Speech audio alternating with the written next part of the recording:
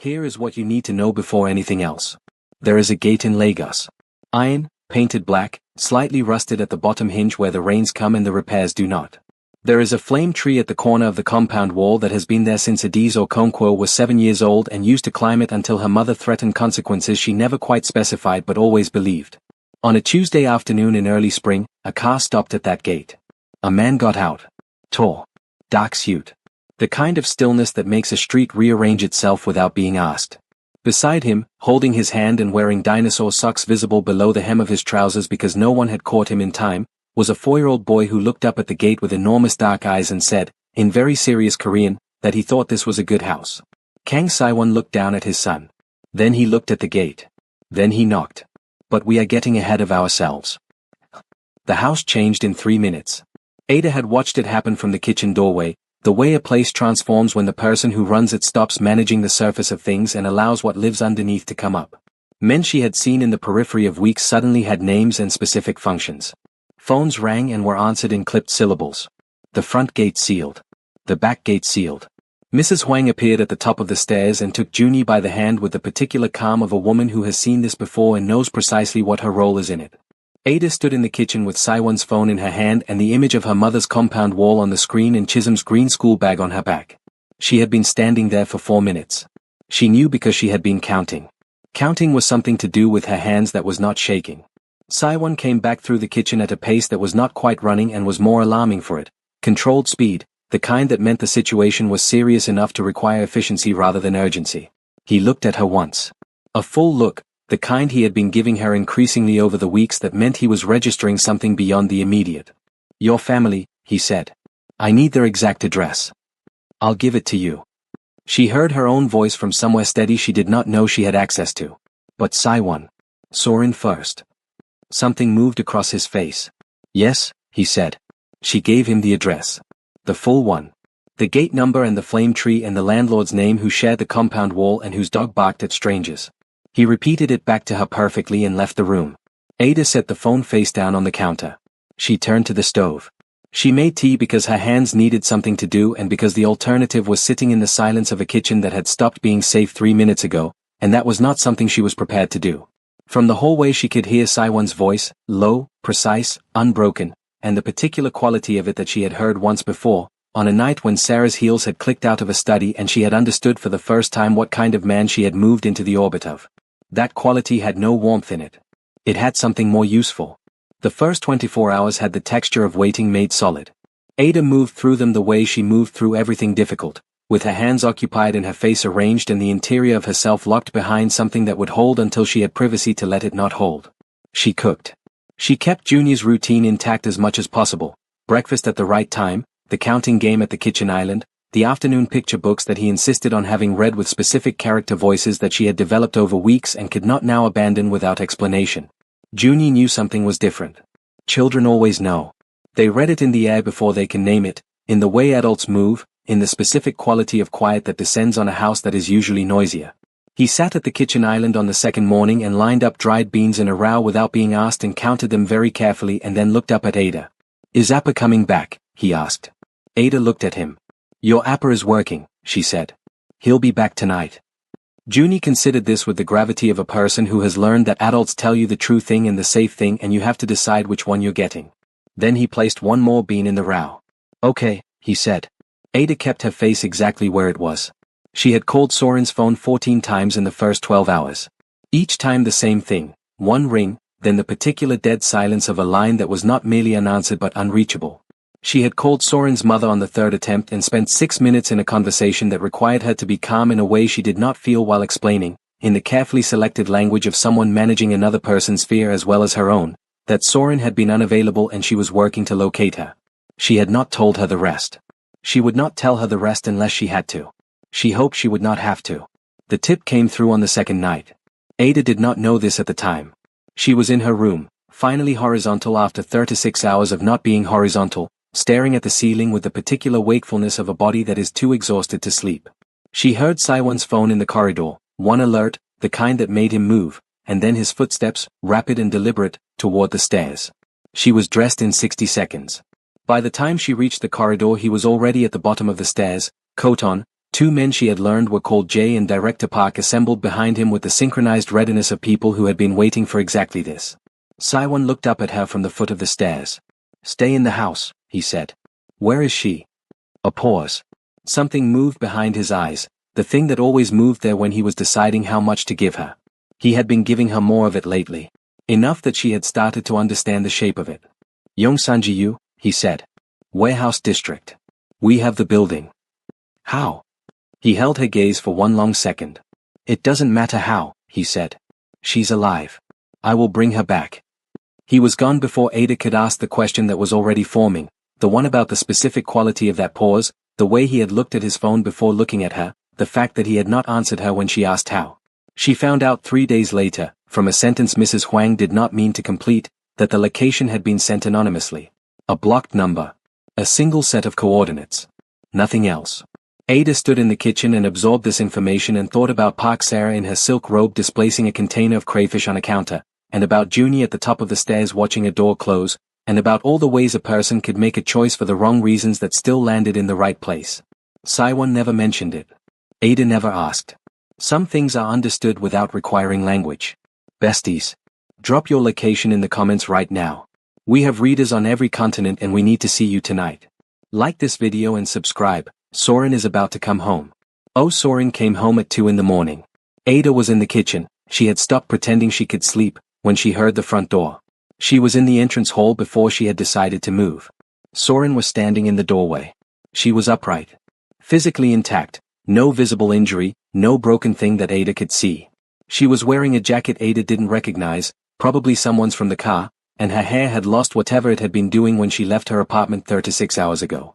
She looked at Ada from the doorway with an expression Ada had never seen on her face in the 4 years they had known each other. Not afraid. Not relieved. Quiet in a way that was new. Ada crossed the hall and held her. Soren stood in it for a long moment, the particular stillness of someone who has been somewhere they cannot yet fully describe and is grateful for the warmth of another body without yet being ready to explain what they need the warmth for. Then she pulled back and looked at Ada with that new quiet. "I'm okay," she said. "I know," Ada said. "You don't have to tell me anything tonight." Soren looked at her. "I will, though," she said. "Eventually. I'll tell you." "I know that too." Ada brought her inside and made her eat something and sat across from her at the kitchen island while Saiwon's men confirmed the building was clear and Jay gave a brief report to Saiwon at the front of the house that Ada could hear but could not follow. She did not try to follow it. She watched Soren eat half a bowl of rice with the methodical focus of someone replenishing something that has been depleted, and she thought about how there are people in your life who exist so consistently in the category of present and safe that you forget they are also just human beings with bodies that can be put in chairs in rooms and warehouses in Yongsanjiu. She would not forget that again. 4 nights later, Ada was at her desk. Her laptop was open to a document she had not added anything meaningful to in 3 weeks, a literature review for her postgraduate thesis that her supervisor had emailed about twice with the particular diplomatic patience of an academic who is beginning to lose their patience diplomatically. She had read the email 4 times and each time gotten as far as formulating a response before something in the house required her attention or something in her chest required management. Tonight the house was quiet. Soren was asleep in the guest room. Junie was asleep. Mrs. Huang had gone to bed. The men who had been stationed at the perimeter had reduced to 2 since the previous evening. Ada sat at her desk and looked at her document and wrote 2 sentences that she immediately deleted. Then she wrote them again. Then she deleted them again. She did not hear Saiwon in the corridor. She heard the door instead, a soft sound, the particular sound of someone who has stopped outside a room and is deciding whether to knock or leave. A long pause. Then the knock. "Come in," she said. He opened the door and looked at the desk and her laptop and the expression on her face that she had not yet arranged into something presentable. "You should be sleeping," he said. "Probably," she agreed. He looked at the laptop screen. "Your thesis." "A section of it. I'm very behind. My supervisor is," she stopped.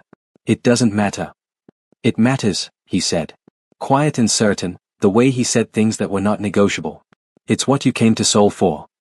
Ada looked at him in the doorway, this man who had paid off her family's debt at midnight and was now standing in her bedroom doorway at 11 p.m. reminding her of her academic obligations, and felt something she was becoming less able to contain move through her chest. "You can come in," she said. "If you're going to stand there." He came in. He sat in the chair in the corner that held things she had draped over it because she never sat there herself. He moved the things carefully and set them on the dresser and sat down. He did not speak. Ada turned back to her laptop. She wrote a sentence. Then another. Then a paragraph that did not need deleting. The particular strange alchemy of another person's silent presence, the right presence, the specific presence, doing something to her concentration that being alone had not been able to do. She worked for an hour. When she turned around, he was asleep in the chair. Upright, jacket still on, head dropped slightly forward, the controlled architecture of him finally, completely at rest. Ada looked at him for a long time. Then she got a blanket from the bed and put it over his shoulders and went back to her thesis. Lee Do-yoon's operation ended on a Friday. Ada did not witness all of it. She was not supposed to witness any of it. But the house was not large enough to contain what happened within it on Friday afternoon, and she was not the kind of woman who stayed in a kitchen when the world was being reorganized in the next room. She stayed in the kitchen. She stayed in it and heard everything. The voices, Siwon's and two others she recognized and one she did not. The particular language of men dismantling another man's life with the same methodical calm they might use to review a balance sheet. Account numbers. Asset seizures. A contact in the prosecutor's office whose name was mentioned once and not repeated. The Busan Holdings, the Incheon properties, the shell companies that Do-yoon had constructed across 3 jurisdictions and that Siwon had apparently mapped in their entirety while sitting in board meetings and at dinner tables and at bedsides and in plastic hospital chairs. He had been building this dismantling for months. Quietly. Completely. Waiting for the arrangement to be made before anyone else understood the arrangement had already happened. Ada stood at the kitchen counter and listened and understood something that landed in her chest and settled there with a weight that was neither bad nor good but simply true. This was who he was. Not the part of him that slept in a chair in her room or straightened her market list or stood at the foot of the stairs and told her Soren was alive. Not only that. This too, this cold precise machinery, this ability to be 7 moves ahead while appearing to be present in only one. This version of a man who could reduce another human being to a forensic accounting exercise and feel nothing externally while doing it. Both things were true simultaneously. She had known this. She had known it since the first night in the kitchen, since the back door clicked and she had grabbed the arm of a building and felt what she was grabbing.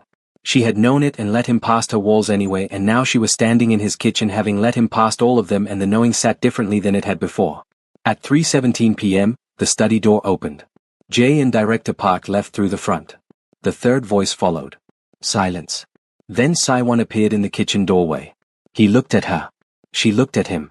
The afternoon light came through the windows the way afternoon light does, indifferent to what it falls across, illuminating everything equally. Ada looked at his face and saw both things at once. The man who had spent today dismantling a person. The man who would come upstairs tonight and sit in a corner chair and be present in the particular quiet way that had become necessary to her in a way she had not given herself permission to fully examine. It's done, he said. I know, she said. He crossed the kitchen and stood beside her at the counter and looked out of the window at the city below them.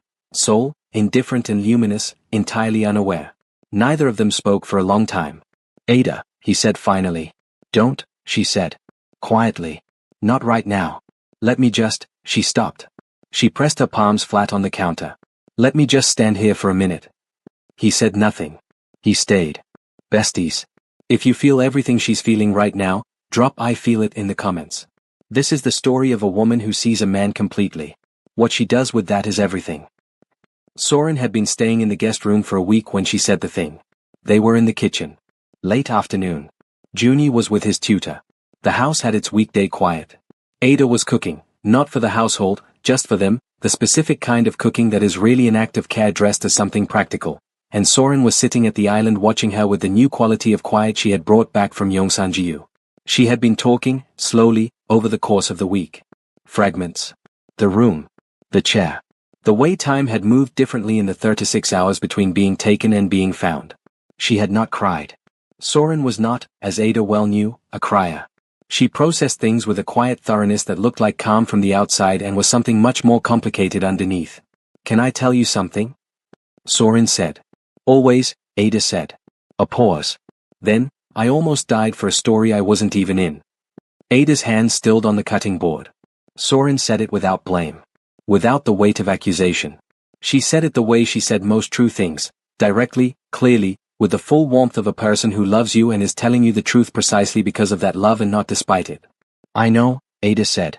I'm not telling you that so you feel guilty, Soren said. I'm telling you because I sat in that room for 36 hours and the only thing I could think about, the whole time, Ada, the whole time, was that I needed you to know. Whatever this is.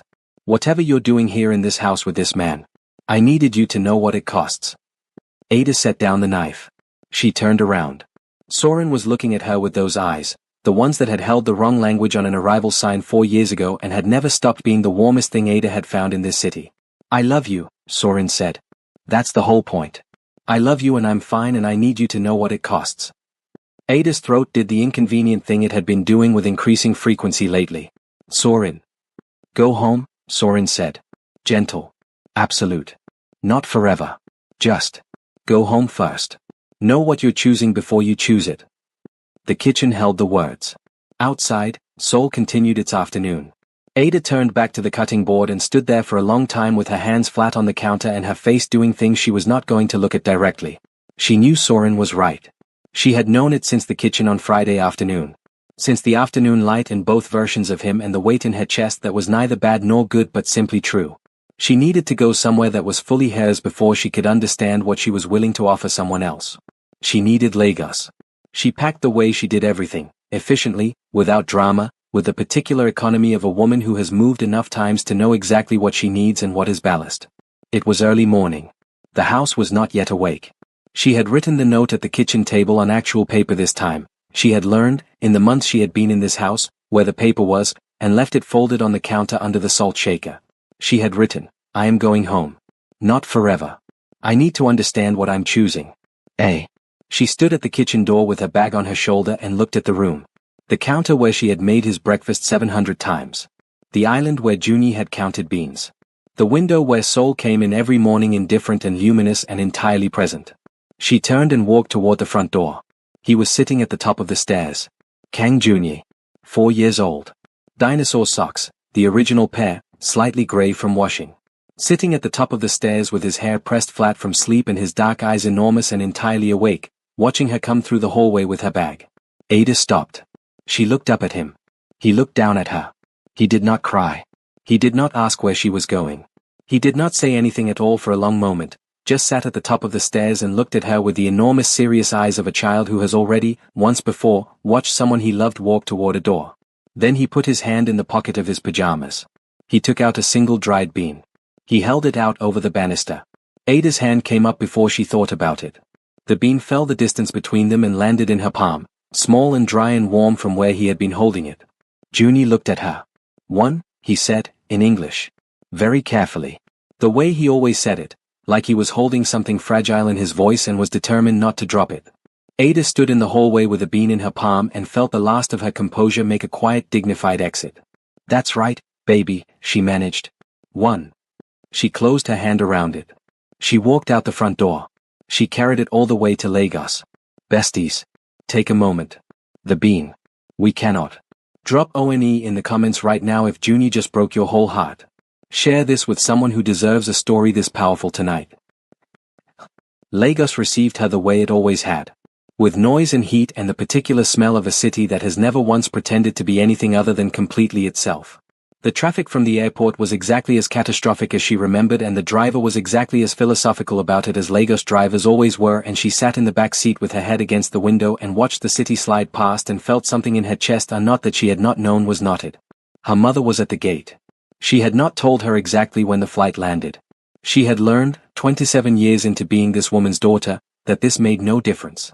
Her mother was at the gate with the particular expression of a woman who has been carrying the weight of a child who is very far away for a very long time and has just been given permission to set it down. Ada dropped her bag at the gate. Her mother held her face in both palms, the same gesture, the specific geography of it, unchanged since the airport 3 years ago, and looked at her. You're thin, her mother said. I'm a chef, Mama. That is not what I said. Ada laughed. For the first time in 2 weeks, something real and uncalculated. The compound smelled like the specific mixture of palm oil and garden and evening air, and the landlord's dog 2 walls over that had been the smell of home since Ada was 11 years old. Chisholm came out of the house at a velocity that suggested she had been waiting inside the door for the past hour and threw herself at Ada without ceremony. Ngozi followed with more dignity and less patience and took Ada's bag from the ground without being asked. Her father came last, slower now, more deliberate, with the specific quality of stillness that Ada had watched gather in him over the years and which looked, she understood suddenly and completely, like something she had seen in a different man in a kitchen in Seoul. He held her for a long time without saying anything. Just held her. You're home, he said finally. I'm home, she said. She stayed for 9 days. She deferred her semester, a conversation with her supervisor that went better than she deserved, partly because the woman was perceptive and partly because Ada had prepared a clear academic plan that demonstrated she had not stopped thinking about her thesis even in the middle of everything, which was true. She helped her mother cook. She sat with Chisholm and listened to an extremely detailed account of a school drama involving 3 people and a misattributed text message that had apparently divided the entire form. She went with Ngozi to a fabric market and let Ngozi choose everything because Ngozi had the better eye and they both knew it. She sat with her father in the evenings and watched the compound in the particular golden light that Lagos evenings produce, that specific quality of light that is different from every other light in the world, that she had thought about on a hospital night from 4 to 7 floors up. She did not talk about Saiwan. She did not need to. Her mother looked at her face on the 3rd day and said, with the unhurried certainty of a woman who has been reading her daughter since before her daughter had words, "There is someone." Not a question. "Mama." "There is someone," her mother said again. "And you are here instead of there. Which means you are thinking." She picked up her pepper and continued sorting it. "Good. Think properly. Then decide." Ada looked at her mother. "How did you know?" she asked. "About Daddy. How did you know it was the right decision?" Her mother sorted pepper for a moment. "Then, I didn't know. I decided. There is a difference." Ada sat with that for 3 days. On the 9th day, Chisholm came into the kitchen at 2 in the afternoon and said that there was a man at the gate. Ada looked up from the pot she was stirring. "What kind of man?" she asked. Chisholm's face was doing something complicated. "A very serious kind. With a very small child who is wearing the most interesting socks I have ever seen." Ada put down the spoon. She wiped her hands on the cloth hanging from the counter. She walked through the compound and through the door and to the iron gate that was slightly rusted at the bottom hinge and had a flame tree at the corner that she had climbed at 7. Kang Saiwan was standing on the other side of it. He was in a dark suit that was somewhat creased, 12-hour flight creased, the specific damage of a man who had come a long distance without stopping to consider whether to come. His hands were in his pockets.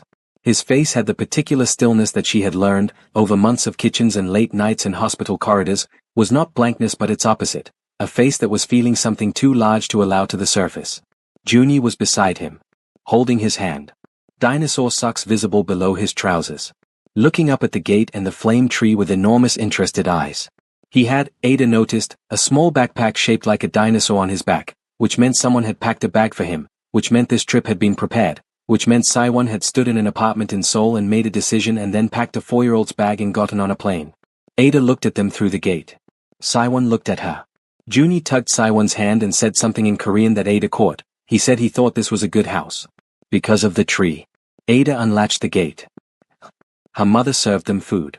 This was not a decision so much as a fact of nature. A person arrived in her mother's compound and food was produced, and the quality of the food communicated everything about how the arrival was being received. She produced jollof rice and fried plantain and pepper soup and chin-chin that she had made the previous day and placed it in front of Saiwan with the particular composed assessment of a woman who has been evaluating the people her daughter brings within her orbit since Ada was 16 and does not require much time to form a conclusion.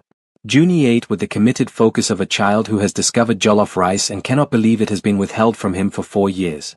Saiwan ate carefully and said, to Ada's mother, that it was the best food he had eaten in a long time. Her mother looked at him. "My daughter is a better cook than I am," she said. "Yes," he said. "I know." Her mother looked at him for 3 more seconds. Then she looked at Junie. Then she looked at Ada. She said nothing.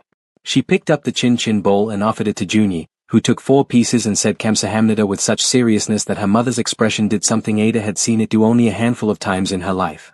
It softened completely. Later, when Chisholm had taken Junie to see the flame tree and Ada's father had pulled Saiwan into a conversation about things Ada could not hear from the kitchen doorway but which appeared, from her father's expression, to be going in a direction she had not expected, Ada's mother came and stood beside her. "He came a long way," her mother said. "Yes." "With the child." "Yes." Her mother was quiet for a moment. "A man who brings his child is not performing," she said. "He is showing you what is real." Ada watched her father talking to Saiwan on the compound chairs. Saiwan was listening with the full quality of his attention, the kind that made a person feel like the only object in a very large room. Her father was talking with his hands, which he did when he was comfortable, which he almost never was with strangers.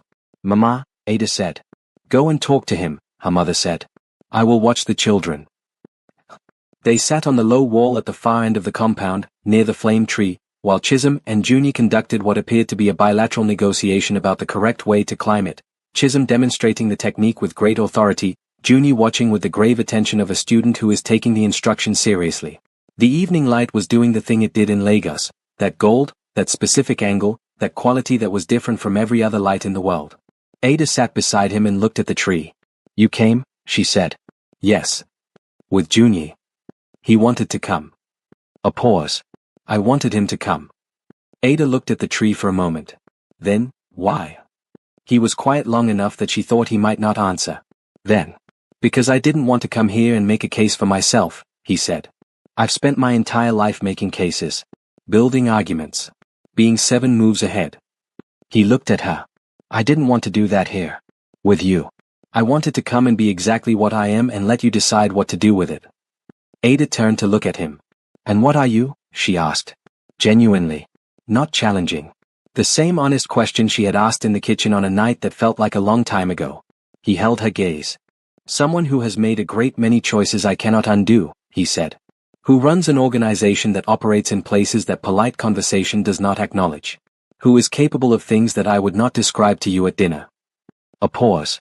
"Who also paid off your family's debt at midnight because the thought of you carrying it while I had the ability to remove it was something I could not make peace with." Ada said nothing. "Who has a son who gave you a bean at 6 in the morning, Saiwan continued, and who has not stopped asking me where Ada went since the morning you left? Who sat in a chair in your room for an hour without being asked because the sound of you working made the whole house feel like a different place?" The flame tree moved in the evening air. Junie had successfully climbed 2 feet up the trunk with Chisholm's guidance and was announcing this achievement to the compound in general. "I know what I am," Saiwan said. "All of it. I'm not asking you to choose the parts you can manage. I'm asking you to choose the whole thing, with your eyes open. And if the whole thing is too much," he stopped. Something moved briefly and completely through his expression. "Then I needed you to know I understood that. And that I came to tell you in person rather than wait for you to come back to me on my terms." Ada looked at him. She thought about a padded chair. A ceramic cup. A market list smoothed flat under a salt shaker. A man who had driven himself across Seoul and run every red light and sat in a plastic chair for 72 hours. A bean falling from the top of a staircase into an open palm. She thought about her mother. "I didn't know. I decided. There is a difference." She thought about what Soren had said, not as an argument against this, but as part of the full weight of it. The cost of it. A person who loved her had almost paid that cost. "I know what you are," she said finally. "I've known since the first night. I'm not going to tell you it's simple or that none of it matters. I know. And I'm not going to perform being okay with things I'm not okay with just to make this easier. I wouldn't want you to." He said it immediately. With the full weight of a man who meant it. Ada looked at the flame tree. "Soren needs to be safe," she said. "Actually safe. Not managed. Not protected at a distance. Safe. Done. My thesis. I'm finishing it. The semester I deferred, the one after, all of it. Obviously. And my family." "Ada." Quiet. "Your family is not a negotiating point. They were never a negotiating point." She turned to look at him. He was looking back at her with an expression she had seen only once before, in a hospital room at 1 in the morning, the open unguarded version, the one stripped of all the careful distance. "I am exceptionally difficult," he said. "I know this about myself." "Yes," she agreed. "You are. And you are the most direct person I have ever encountered in 38 years of being surrounded by people who are paid to tell me what I want to hear. Is that a complaint?" "It's the primary reason I'm sitting on a wall in Lagos," he said. Ada looked at him for a long moment. Then she reached out and put her hand over his where it rested on the wall between them. He turned his palm up and held it. From across the compound, Junie's voice, "Ada. I climbed the tree." Ada looked up. He was 2.5 feet off the ground, gripping the first branch with both hands, his face blazing with the specific triumph of a small person who has done the thing. Chisholm was below him with her arms ready, beaming. Ada's mouth curved. "I see you, baby," she called. "I see you." Beside her, Saiwan's hand tightened around hers. She looked at him. He was watching his son with an expression she had never seen from him in the direction of another person. Open, warm, entirely without management. The full version of him. Both versions, simultaneously, sitting in the evening light of a Lagos compound without hiding either one. Ada looked at that expression. Then she looked at the flame tree. Then she made a decision. Besties. She decided. Drop she decided in the comments right now if you felt that. We are watching from everywhere tonight. Share this story, someone in your life needs it. 3 months later. Ada's thesis was submitted on a Thursday. Not the deferred semester, the one after. She had come back to Seoul in February, back to the university, back to the supervisor who had received her with the diplomatic patience of someone who had heard a great deal more of her actual situation through the grapevine of postgraduate cohorts than Ada had disclosed, and had simply said, let's build a new timeline. They had built it. Ada had met every point on it.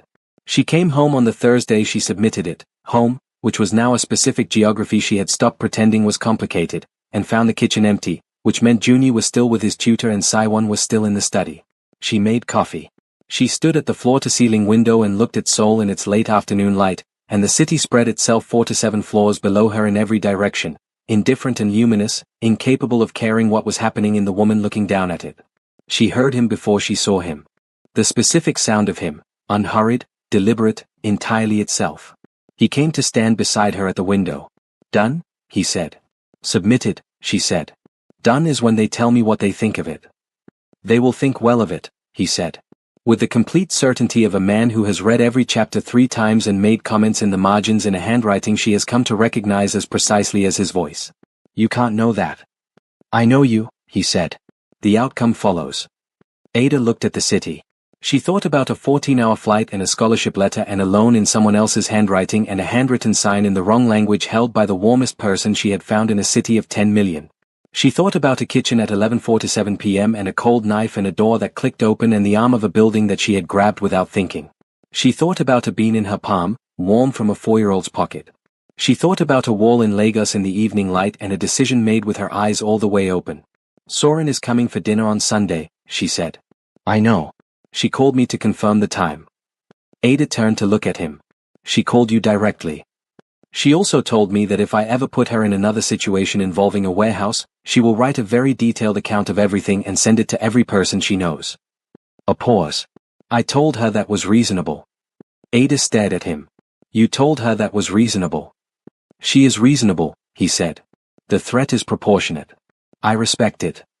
Ada looked at him for a long moment. Then she turned back to the window and the city below it and the evening light doing what evening light does when you are inside a moment that will matter. His hand found hers the way it always did now, not ceremoniously, not with announcement, but the way things find each other when they have stopped pretending they belong anywhere else. From upstairs, the sound of Junie's door and his voice down the corridor and then his footsteps, fast, dinosaur sock accelerated, coming toward the stairs. Ada. Did you finish? Appa said you were finishing today. He appeared at the top of the stairs, backpack still on, today energy radiating from every part of him. I finished, Ada called up. Junie processed this. Then, so now can we make the dinosaur pancakes? Ada looked at Saiwon. Saiwon looked at her. Dinosaur pancakes, he said. Apparently, she said. She went to the kitchen. He followed. Junie came thundering down the stairs in his socks and climbed onto his stool and placed a single dried bean on the counter. One, he said. Seriously. The way he always began. Ada looked at the bean. She reached into the pocket of her cardigan. She placed another bean beside his, the one she had carried from Seoul to Lagos and back again, small and dry and warm from every pocket it had lived in. 2, she said. Junie looked at the 2 beans. He looked up at Ada. He looked at his father standing at the counter with his coffee cup. Then he placed a 3rd bean from his own pocket beside the others. He had been carrying them for weeks. They would discover, in every item of clothing he owned, the way small children carry the things that feel important. 3, he said. The kitchen held the 3 of them. Seoul moved through its evening below, indifferent and relentless. Above it, in a kitchen that smelled like both of them and a 4-year-old's particular brand of dinosaur sock chaos, Ada Okonkwo measured flour into a bowl and thought that some things do not announce themselves. They accumulate. In kitchens and late nights and borrowed chairs. In market lists smoothed flat. In beans counted one at a time. In gates unlatched in the Lagos evening. In decisions made with open eyes and the full cost accepted and the full warmth chosen anyway. The best love stories always cost something first. This one had asked for everything. She had paid it. She was glad. Besties. That is the story. Complete. Whole. Every price paid and every choice made with eyes wide open. Drop worth every price in the comments if Ada and Saiwon gave you everything. Share this right now, someone needs this story tonight. Subscribe to Stories Behind the Billions because we are just getting started and the next story will find you. We love you, besties. We will see you in the next one. Stories Behind the Billions. Because the best love stories always cost something first.